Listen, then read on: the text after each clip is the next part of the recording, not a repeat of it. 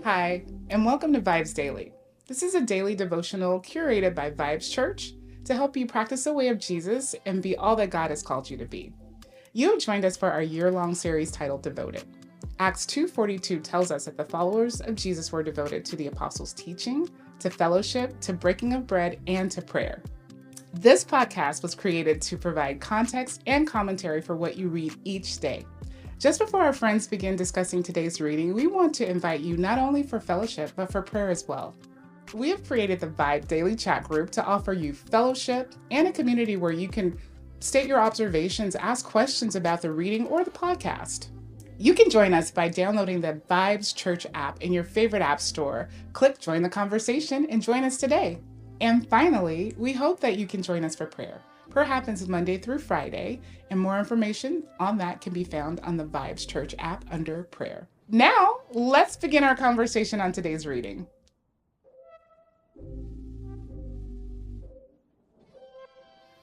All right, welcome back to the VIBEZ Daily podcast. It is day 81 of our year-long series titled Devoted, where we have been moving our way through the entire Bible. This week we have been in the book of 1 Samuel, and I am so excited to be back and joined by my wife Victoria as we continue this discussion through 1 Samuel. So real quick behind the scenes, you may be used to the fact that throughout one entire week you see kind of the same group discussing that particular chapter. We normally are able to do about 5 of these episodes kind of in one sitting. But our scheduling conflict resulted in kind of a quick change here. So right in the middle of this week, we're going to continue in 1 Samuel, but it'll just be Victoria and I. And so excited to have a conversation with you, babe. Yeah. Not used to sitting this far away from you. You know, normally we're kind of closer. Trying to help you. You know. Trying to help you stay focused on the word. Oh, yes, that's fair. That's fair. Focus. Don't want to be distracted here. Can't be distracted. I'm already distracted. Normally we would start this way, but excited to continue in 1 Samuel. We pick up here in 1 Samuel chapter 13. So we talked a little bit about Saul, and Samuel's really now handed over leadership to Saul officially, right? Yeah. So Samuel's kind of given his final speech. He's talked a little bit about hey, this is the decision that you guys made. Let me just kind of let you know what I believe. And now it's up to Saul to lead. I don't know what your Bible titles this section, but as soon as chapter 13 starts, as soon as we get to Saul, we get a failure. What is your title? Mine says Saul's failure. That's what it titles this chapter right out the gate. So, yeah, mine was more gracious. It says Saul fights the Philistines. So yeah, well, he did not do it correctly. So that's kind of what we get to here in 13. But it's one of the interesting things we talked about kind of yesterday when we talked about Saul in general is that this was the people's choice. Yeah. Right. This was the people's choice, and they kind of picked him based off of some surface level things as far as like why specifically King Saul was the one that that they chose. But what stands out to you here in 13? So he gets this chance to lead them into war. And like I said, my Bible kind of gives away the hook here. But what stuck out to you in chapter 13? Okay. First, it was just like these numbers, the number of people that he had with him. It kind of stuck out to me because in reading through this chapter, it says that he chose 3,000 men of Israel and 2,000 stayed with him and 1,000 were with Jonathan. But when we get down to when he's doing this unlawful sacrifice, it was because in verse 11 when he was like, Saul's like, what have you done, right? Because as soon as he finishes sacrificing it, like as soon as he's done with his disobedience, all of a sudden Samuel rolls up. It's like, what you doing? And his response is, when I saw that the people were scattering from me. And so for me, it was like, once again, his motivation was this like people pleasing, like, oh no, like I want the people to not be with me or not follow me, so let me. But the number stuck out to me, this number of 2,000 being with him, because when we get to verse 15, it says, and Saul numbered the people who were present with him about 600 men. And so to me, it kind of like gave that like, oh yeah, a lot of people did leave. Like it was more than half that left him. And so I could kind of see how there was like a weight of like, almost the entire camp that was with him left, right? And so he felt this pressure. Yeah. But again, it was more so, like he said, pleasing the people over pleasing God. Yeah. Yeah. Well, I mean, like I say, it goes back to he's the people's choice. Yeah. And I mean, it really seemed like there was also just a little impatience on his part, right? Waiting for Samuel. But yeah, it didn't take long for him to really concede to the demands or even just as you said, the desires of the people. And I think it tends to be his downfall ultimately is trying to please the people of Israel, as you said, more so than trying to please God. So yeah, we start to see that. I mean, from back to even, the previous chapters and, his opinions or the opinions about him, like automatically kind of putting him down and making him go back kind of to his hometown and all that. It's just clear that he's very much motivated and driven and really finds his identity, I would say, kind of in the people around him. So yeah, I mean, I think you see, to your point, like right out the gate, we have, kind of a big lesson for us about whose like opinion matters to us and like who we live for in that regard. So yeah, anything else on that or something else here in 13 that jumped out to you? Yeah, kind of along that same line though, I was noticing that although Saul was really bent on how many people he had versus like having God and having God's like, provision and having his back and pleasing the Lord, like it just dawns on me that like from here on out, and there's a few times throughout these chapters we'll notice that like Saul is really about like how many people he has, and he is people focused versus what God can do for him. Because here we see in verse 22 that like these people, first of all, God didn't need a lot of people, okay, because he still only had 600, right? And two, none of them had weapons, like at all, right? Except for Saul and Jonathan. However, when we get to the actual battle, we realize that they started fighting against themselves. Like the Philistines were fighting against themselves. And it's like, okay, God doesn't need a lot of people. God doesn't need all these weapons. Like, really, if Saul really would just focus on God, like he'd have everything he needs. Like you don't even need those people. Like you don't even need this army that you're looking for. But he continues, and you can see that this is the difference between Saul and David, right? Where like Saul's, like you said, you mentioned his heart was postured towards what he can see and the people and the feedback he was getting from the people versus God and what he could do for him. Because when you have God, you didn't need anything else. Yeah. I definitely look forward to comparing kind of some of David's actions versus Saul's, because we do see a difference in their character. But I will say, I think one other piece that jumped out to me is verse 13 says, Samuel said to Saul, like, you have been foolish. You have not kept the command that the Lord your God gave you. And I think one of the other themes that we'll see in Saul is like this like partial obedience thing, right? This like I'm somewhat doing what you asked me to do, right, but I'm going to kind of do it in my own way or do it with a slight adjustment or modification to it, right? Because I mean, technically the offering was supposed to be offered. It just wasn't supposed to be offered by him, right? He was supposed to wait for Samuel to do it. And, in his mind, he thought he was doing the right thing. He's even, my version says he forced himself. Like, I forced myself, exactly. To offer the burnt offering. But, like, that was an action that in and of itself seems like right. But not right according to the way God designed, right? And what he intended. And that's, like, what we'll kind of constantly see from him is he'll do these things that are in some shape, form, or fashion can seem right, like in his own eyes, similar to the judges, but like ultimately, because it wasn't done the way God told him to, it still leads to like his downfall ultimately. Yeah. And right after that verse, there was this foreshadow to David, right?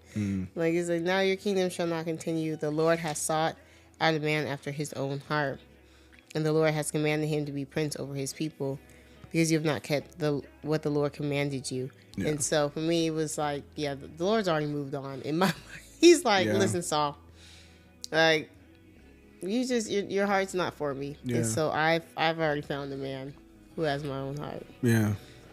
Yeah. I mean, that's so interesting because we know there's, I mean, at least just we've read ahead some that like Saul's story still goes on a while after this, right? I mean, it tells us in verse 1, I believe it was, that he was the king for 42 years total, right?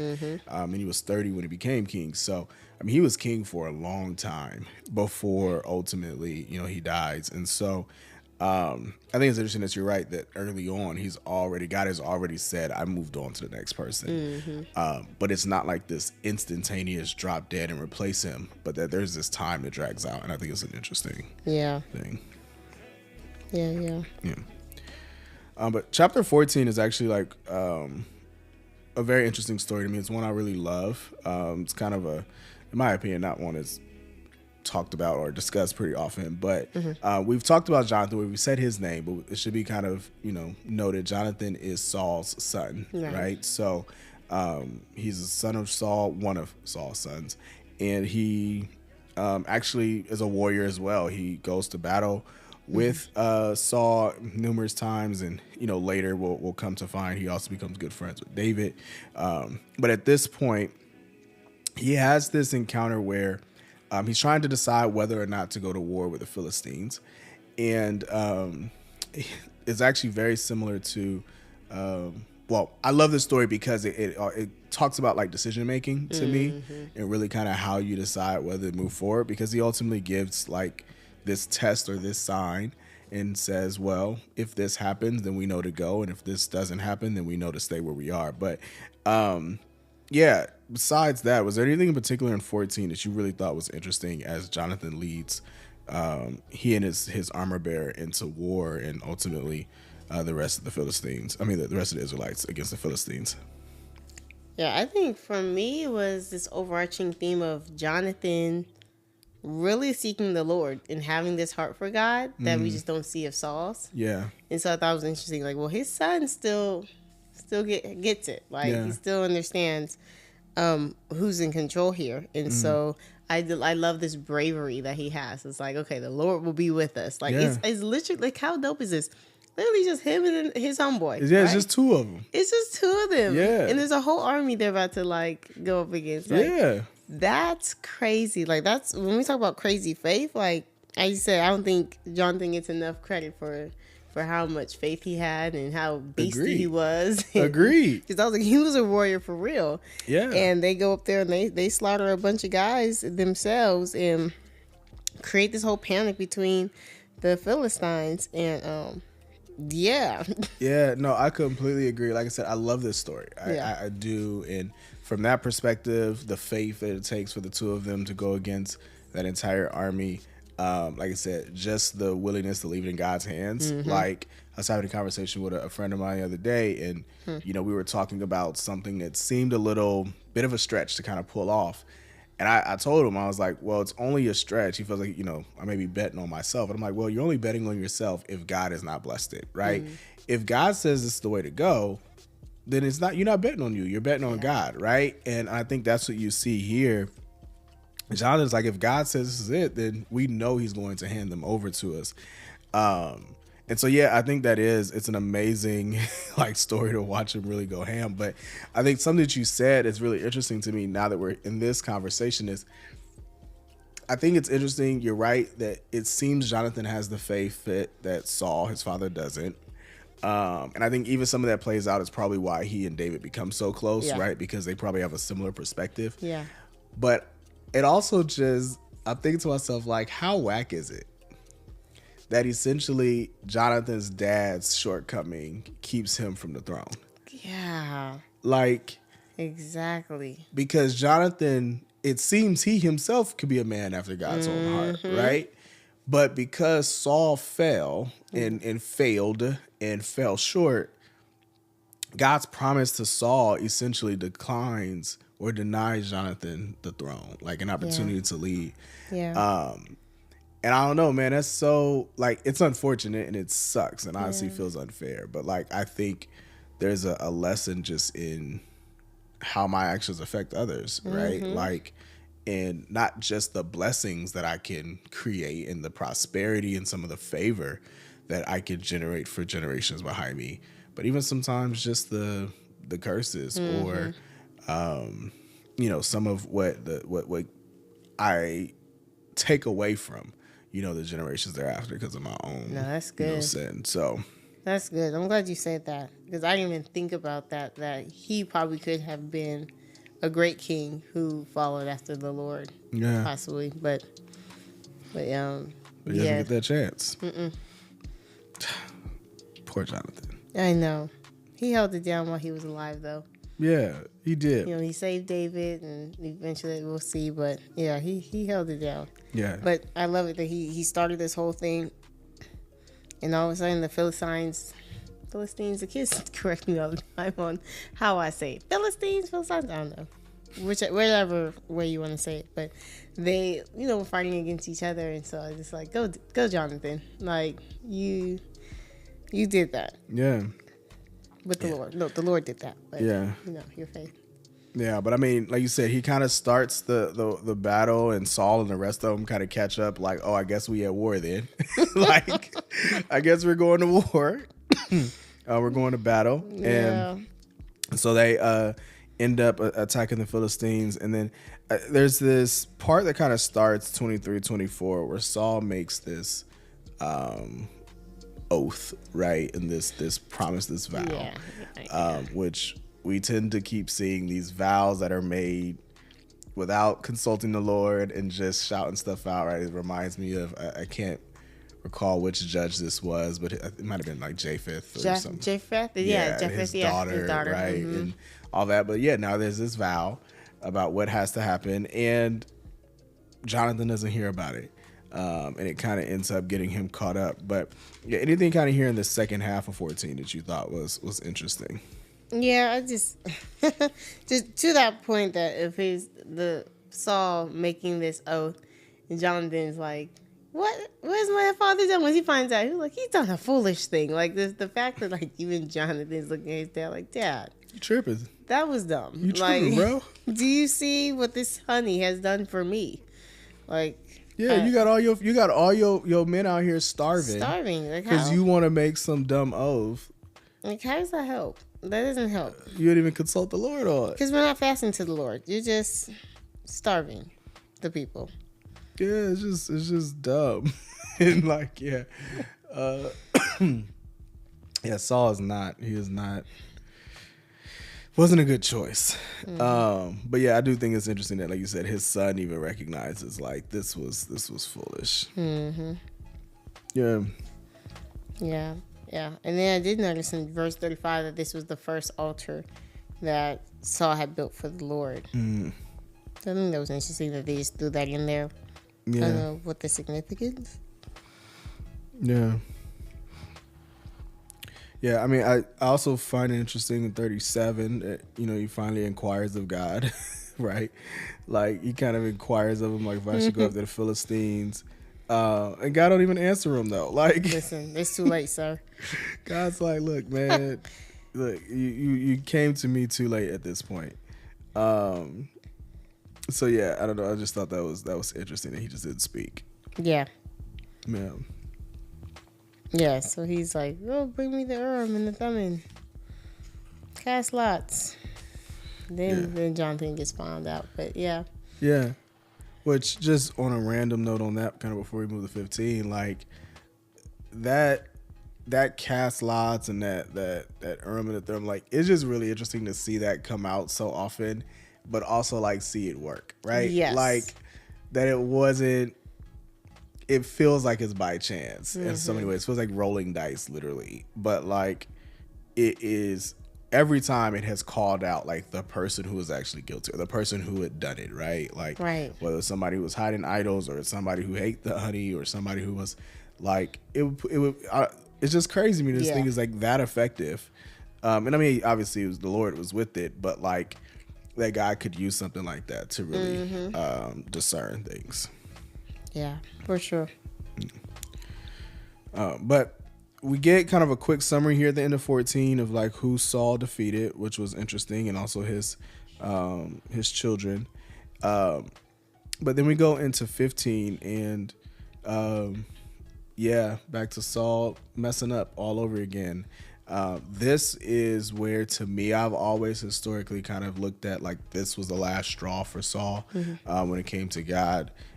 Even though in 13 we already saw he's moved on. Like I feel like 15 was like when he was just like, all right, enough is enough. But what stands out to you about chapter 15 here as Saul is, essentially rejected? Yeah. Probably just the instructions that were given in verse 3. They were clear. Okay. Were they clear to you? 'Cause Yeah. I feel like they were clear to me.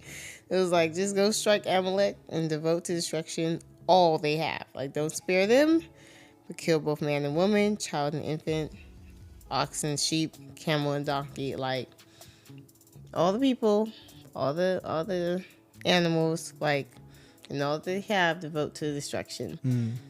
And so for me, when we get down to verse 9, it's like, but Saul, but Saul.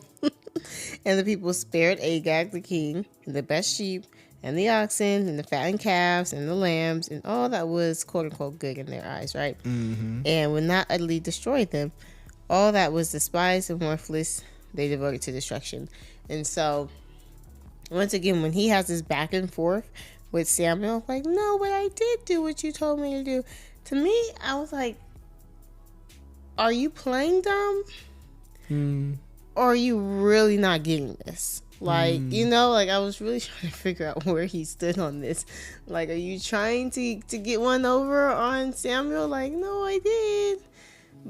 Because to me, it seemed clear. Yeah. Yeah, I don't know. I mean, I don't know if we'll ever know like what his heart intention was kind of with that, but I mean, I think it's easy to believe either. Like, it's easy to believe that, as you said, he's being intentionally misleading, that he just kind of failed to the pressure of others and, was just trying to cover his tracks, right? Like similar to Aaron and the golden calf. Like, right. I mean, we just dropped it in the fire and it just fell out like a cow just came out, like it could have been that, or it could have been like so many of us, man, which is that like we hear what we want to hear in the instructions. Like, that's good. We hear what we want to hear. God tells us to like get rid of everything, and we think, or we just hear, oh, he must just mean this stuff. Like, there's no way God wouldn't want me to have that though. Yeah. Like, he told me to leave it all behind, but I'm gonna take this with me though, because like there's no way he would want me to leave this. That couldn't make sense. I mean, God wants me to be happy. Like, he knows how great this is for me. That kind of thing. And I think that there's possible that like in his mind he said, yeah, but this would be good for God, right? And good for his people. And he wants us to prosper, and he wants us to, to thrive and to have favor. And so these things equate to that. Because I mean, ultimately they try to take what's good and even offer us an offering to God, right? With it, and to offer a sacrifice. But my favorite line is when Samuel's just like, your obedience is better than sacrifice. Yeah. Like, God doesn't want this sacrifice. He just wants you to do what he said the first time. Yeah. Don't do the wrong thing and then ask for forgiveness. Just do it right the first time. Is really all he's asked of you. But yeah, I mean, I think it's very possible it could be either one. Yeah. Again, I just think my biggest takeaway is, as you said, the instructions were clear. Follow them completely.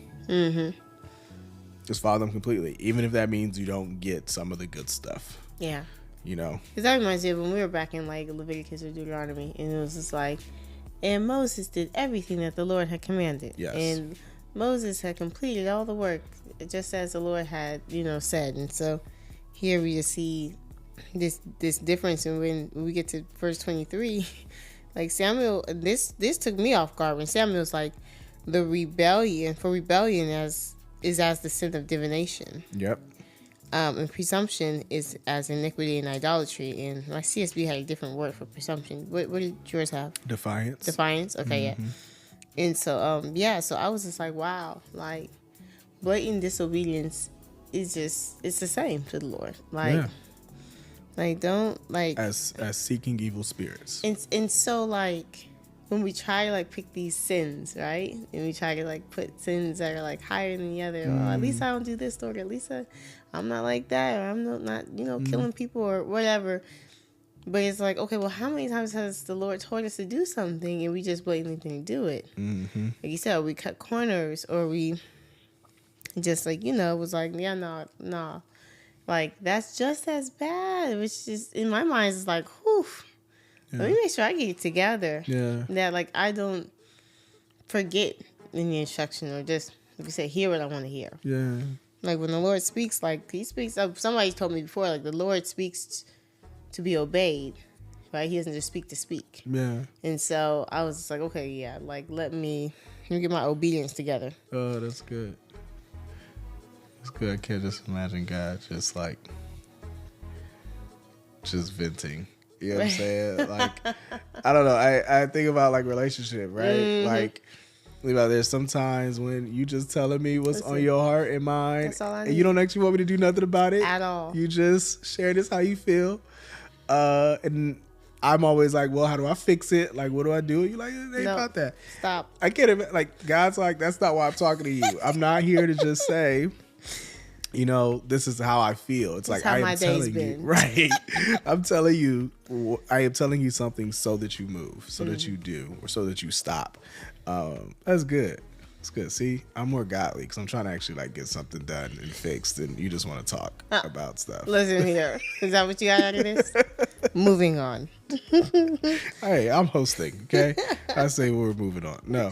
I want to say, though, to finish that verse out, mine then tells us that because you've rejected the word of the Lord, he's rejected you as king. I'm sorry. That word rejected is just really harsh to me. I just cannot imagine being rejected by God. It just feels so just, put off and like cast aside. And like, man, that's just it's not a word I ever want to associate it. I mean, we don't see it so often in terms of like the leaderships and stuff that throughout this like journey, right? Where somebody's just been like one off by the Lord. Like we hear this of these nations that have been pagan and went rogue for quite some time, but like of the Israelites, other than some of those got swallowed up in the wilderness, he wasn't playing with them. But it is when I was reading this to the kids and I told them how God had left them, and they're like, no, but mommy, doesn't God love everyone? Isn't he still his child? And I'm like, I'm pretty sure like it grieved God's heart, right? That like he was probably very sad about this, but at the same time he's grieved that this is where we're at. Yeah. And there's no obedience here. Yeah. But isn't this crazy how like he goes and Samuel's looking for him, but he's gone and made a monument for himself? Mm-hmm. Yeah. Actually, it was interesting even before, just before that, I was to say that like it called out what we've been, discussing, is that ultimately he was afraid of the people, right? It was because of them that he ultimately fell to that. But yeah, that like you said, that he goes and creates a monument towards himself in spite of all this, which is just like you're not getting the picture, like you're just not understanding. Yeah, still somehow it's about you in the midst of all this, and it just makes zero sense. Yeah.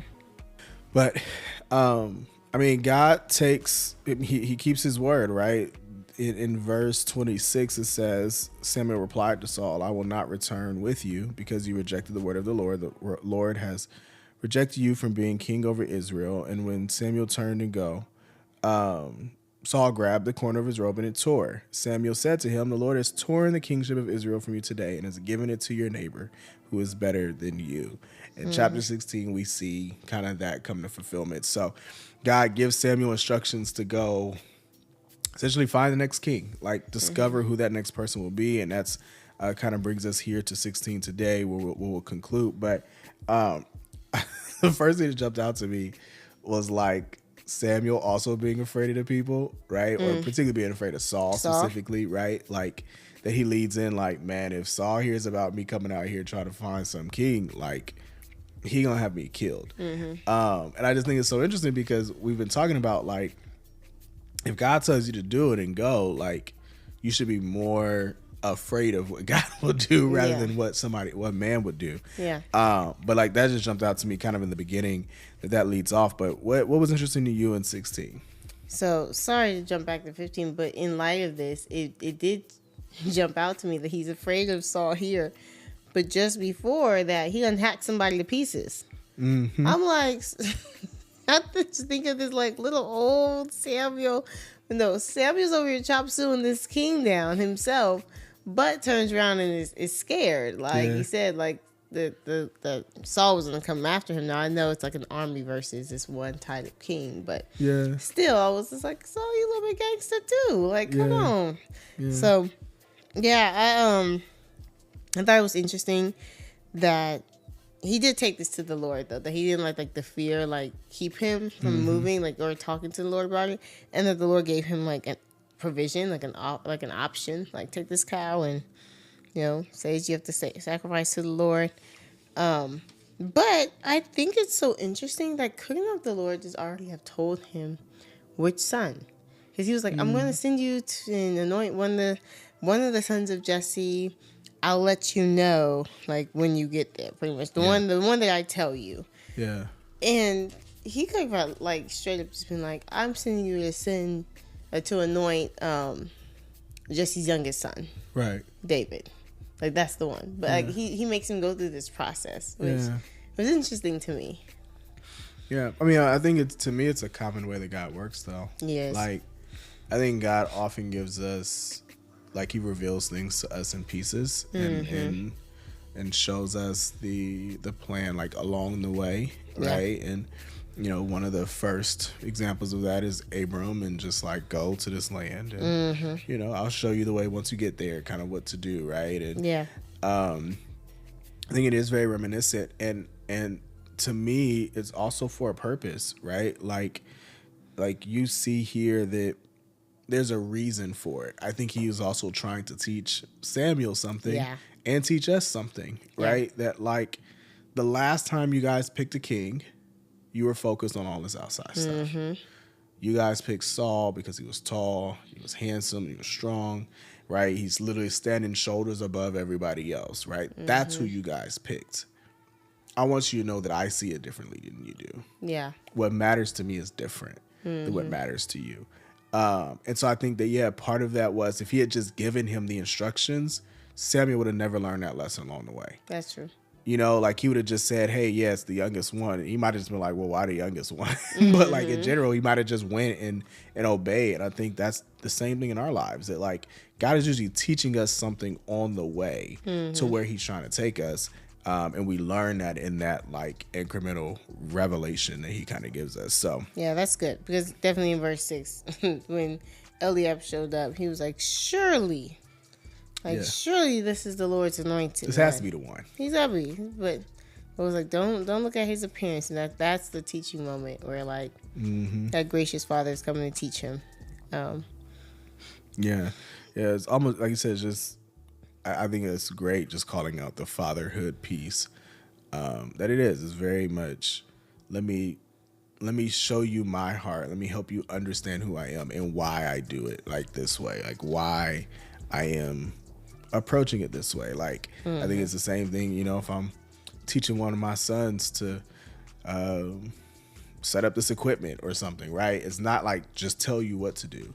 This is why we're doing it this way, so that if I'm not here, kind of how to operate in that way. And I think like for us, it is that we may not always have a clear instruction from the Lord on something, but we do understand that to him, the heart matters, right? We get that out of this, that like, okay, don't just look on the surface, worry about people's character and their heart, right? And we learn that as well. So that's good. But so from that, it does. David is ultimately the one. I mean, we've a lot of us, if you've been in church, period of time have heard this story. So we know David is not even in the house. Like Jesse himself doesn't even bring David in to say like, yeah, this is the one. That's cold. Cold. Yeah, they got him out tending to the sheep. So even Jesse doesn't believe in David. But that's who God finds. He finds this unlikely man from this really small tribe. I mean, like ultimately, well, not small tribe, but like he's from this family and he's the youngest and he's out and tending to the sheep. Like again, seems to be a handsome guy, they say, but ultimately he's small and he's young. But this is who God chooses, and immediately, interestingly enough, God places him in the presence of Saul. Yeah. To me, it's very reminiscent of even like Samuel being put in Eli's place, right? Oh, like yeah. That just, you know, we talked about this, I think on Monday, that like it feels like God is like placing the successor kind of like right up under, you know, kind of the person that he's ultimately going to replace. But yeah, anything that was interesting on this last half of 16 before we wrap up today? Yeah, I think it was interesting that like verse 13, the Spirit of the Lord rushes upon David. And then verse 14, the Spirit of the Lord departs from Saul.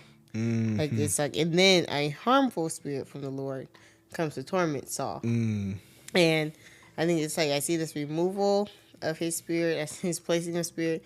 But then the sending of the evil spirit is something that kind of takes me off guard sometimes, because most of the time we associate tormenting spirits and like bad spirits or, you know, negative feeling spirits as like something from Satan.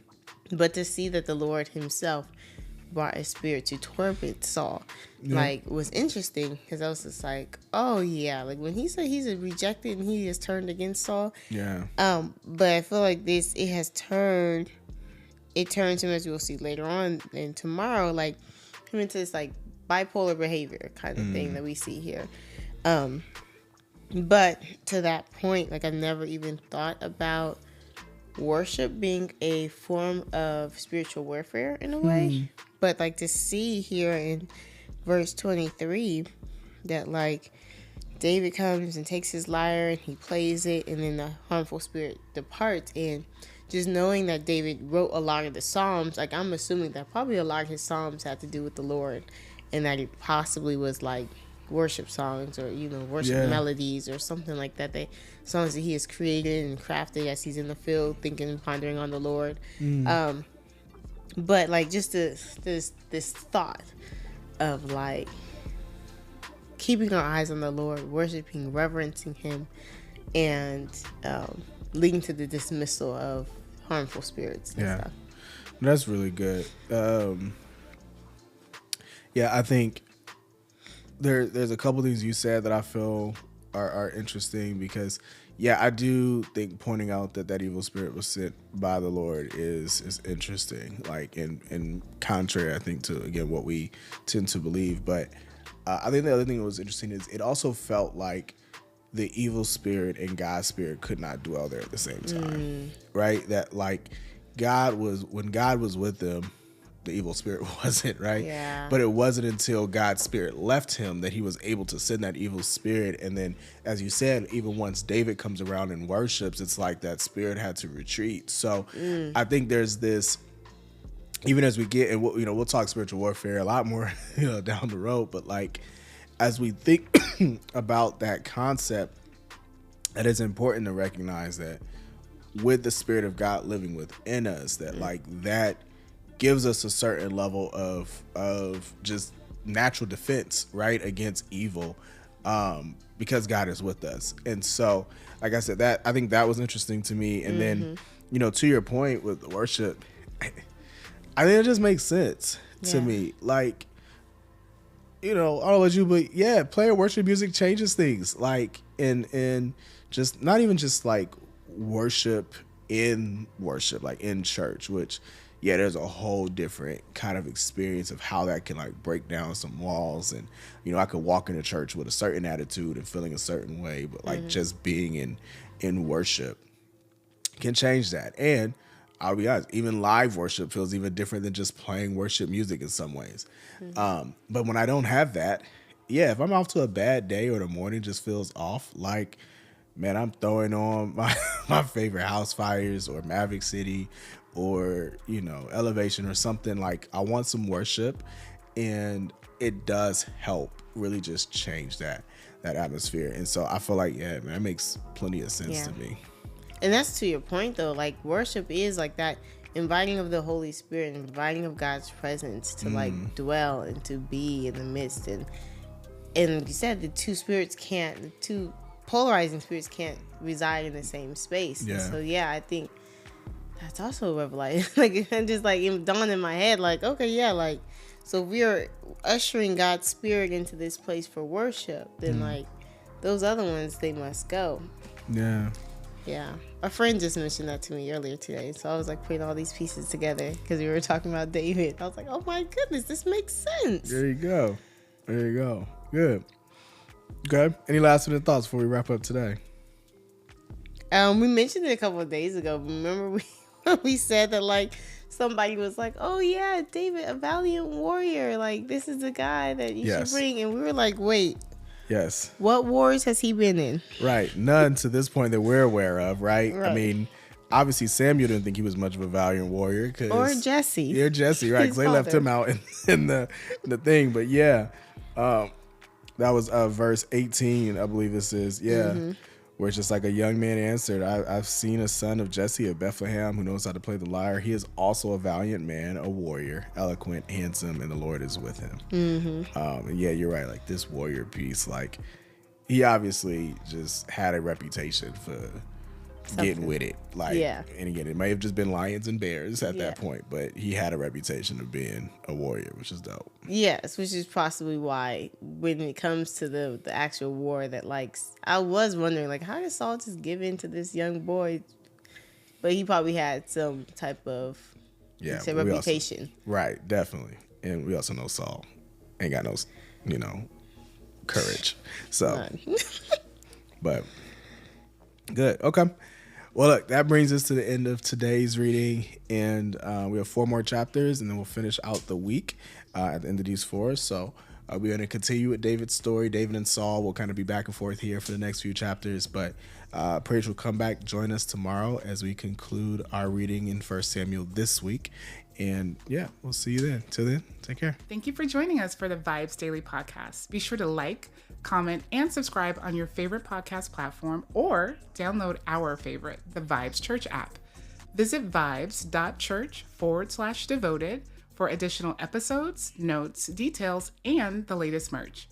Join us next time as we continue our journey through the Bible. Take good care.